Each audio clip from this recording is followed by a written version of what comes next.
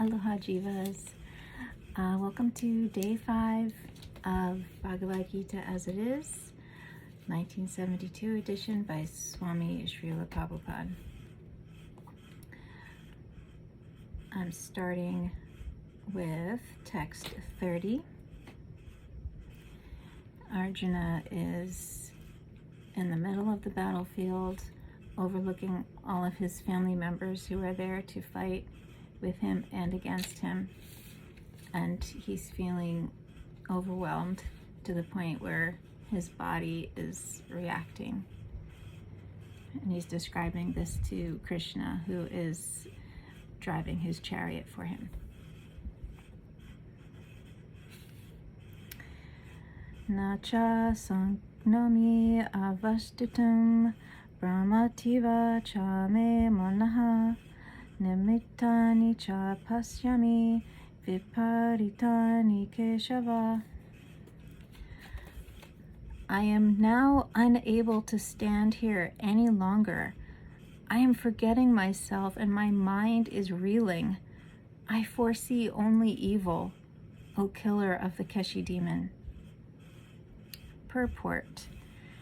Due to his impatience, Arjuna was unable to stay on the battlefield, and he was forgetting himself on account of the weakness of his mind. Excessive attachment for material things puts a man in a bewildering condition of existence.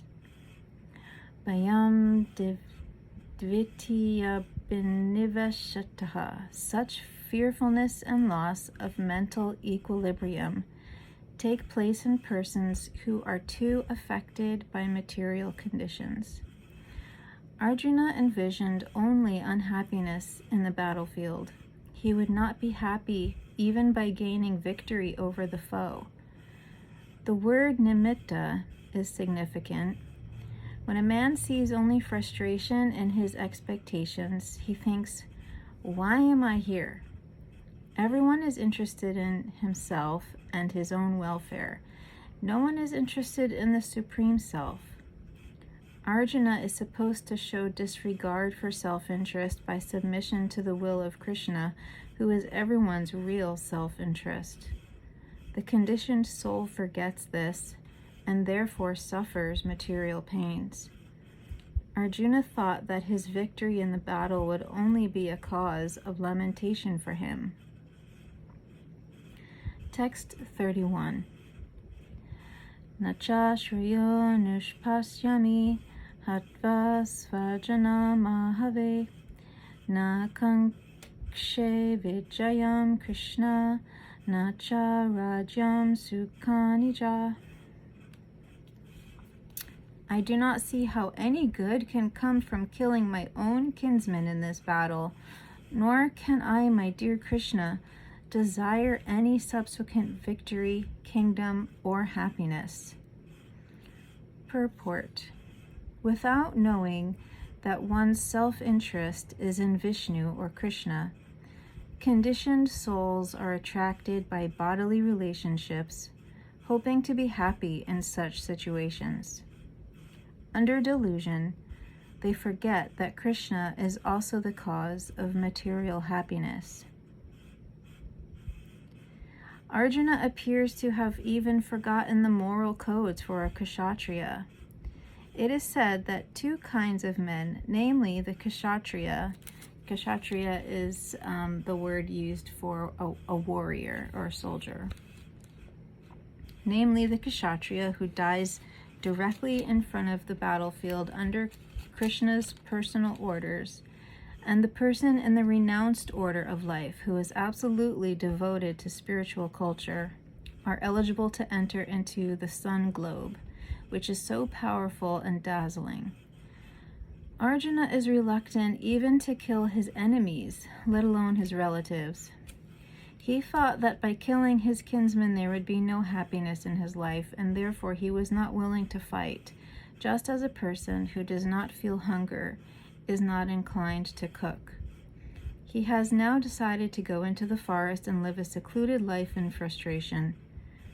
But as a kshatriya, He requires a kingdom for his subsistence because the Kshatriyas cannot engage themselves in any other occupation. But Arjuna has had no kingdom. Arjuna's sole opportunity for gaining a kingdom lay in fighting with his cousins and brothers and reclaiming the kingdom inherited from his father, which he does not like to do. Therefore, he considers himself fit to go to the forest to live a secluded life of frustration. Text 32 to 35. King no Rajana Govinda, King Bogayar Jivitanava, Yasham Arte Kankshitam no, Rajam Bogaha Sukanicha, Ta ime Vashtita Yudhe, Pranamshtyaktva Dananicha. Acharya pitaraha putras tataiva cha pitama aha. Matulaha swashuraha putraha shalaha sambandhi nastata etana hantumichami gnato pimatu sudana. Api Trilokya Rajasya Heto King Numahikrite Nihatya Dartarastranaha Kapritisya Janardana. O Govinda, of what avail to us are kingdoms, happiness, or even life itself, when all those for whom we may desire them are now arrayed in this battlefield? O Madhusudan, when teachers, fathers, sons, grandfathers, maternal uncles, fathers-in-law, grandsons, brothers-in-law, and all relatives are ready to give up their lives and properties and are standing before me, then why should I wish to kill them, though I may survive? O maintainer of all creatures, I am not prepared to fight with them, even in exchange for the three worlds, let alone this earth. Purport. Arjuna has addressed Lord Krishna as Govinda because Krishna is the object of all pleasures for cows and the senses. By using this significant word, Arjuna indicates what will satisfy his senses. Although Govinda is not meant for satisfying our senses, if we try to satisfy the senses of Govinda, then automatically our own senses are satisfied. Materially, everyone wants to satisfy his senses, and he wants God to be the order supplier for such satisfaction. The Lord will satisfy the senses of the living entities as much as they deserve, but not to the extent that they may covet. But when one takes the opposite way, namely when one tries to satisfy the senses of Govinda without desiring to satisfy one's own senses, then by the grace of Govinda all desires of the living entity are satisfied. Arjuna's deep affection for community and family members is exhibited here, partly due to his natural compassion for them. He is therefore not prepared to fight.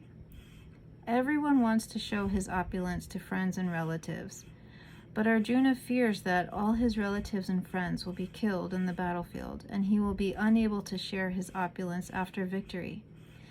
This is a typical calculation of material life. The transcendental life is, however, different. Since a devotee wants to satisfy the desires of the Lord, he can, Lord willing, accept all kinds of opulence for the service of the Lord. And if the Lord is not willing, he should not accept a farthing. Arjuna did not want to kill his relatives, and if there were any need to kill them, he desired that Krishna kill them personally. At this point, he did not know that Krishna had already killed them before their coming onto the battlefield, and that he was only to become an instrument for Krishna. This fact is disclosed in following chapters. As a natural devotee of the Lord, Arjuna did not like to retaliate against his miscreant cousins and brothers, but it was the Lord's plan that they should all be killed. The devotee of the Lord does not retaliate against the wrongdoer, but the Lord does not tolerate any mischief done to the devotee by the miscreants.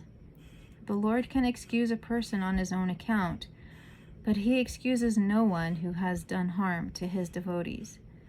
Therefore, the Lord was determined to kill the miscreants, although Arjuna wanted to excuse them.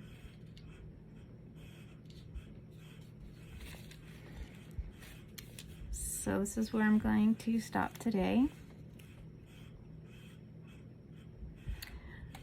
I think there's one point in this purport that I wanted to repeat, which is the point where it's explained that, what does it say? Everyone wants to satisfy his senses, and he wants God to be the order supplier for such satisfaction. So, like, you know, the idea of prayer being mostly requests to God for this and that, whatever, whether it's healing, regardless of the intention, being for good, for somebody's health, well-being, it's still, petitioning God to serve you. And it says here, God does this to a certain extent, to the point where, you're not actually coveting.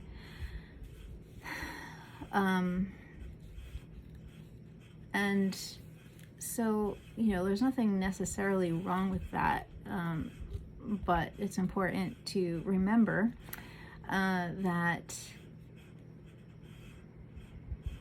the position of our soul being part and parcel of the Lord, right? Just like a drop of water, like us being like a drop of water from the ocean.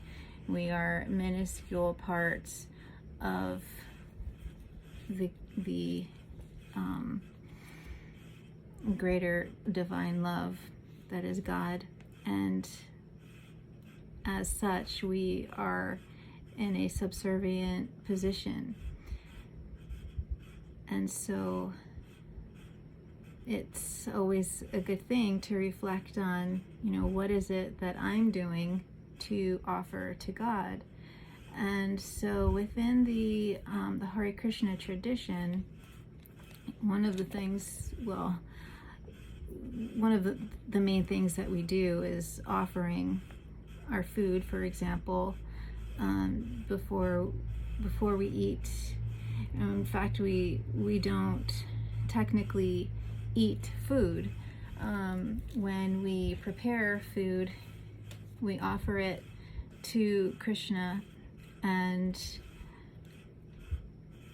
as long as it's been accepted, it's considered prasadam, and so we then honor the prasadam. So the act of eating or ingesting what was food and now prasadam is an act of honoring and serving. But we're always having to remember that all of our acts should be in service to the greater will of the Lord. And so, even if you're a street sweeper, a neurosurgeon, whether you're preparing food or doing, simple tasks or great tasks, just remember, who it is and, what is your intention? Who are you serving, really? And by that remembrance, we're building that relationship, that intimate relationship with God.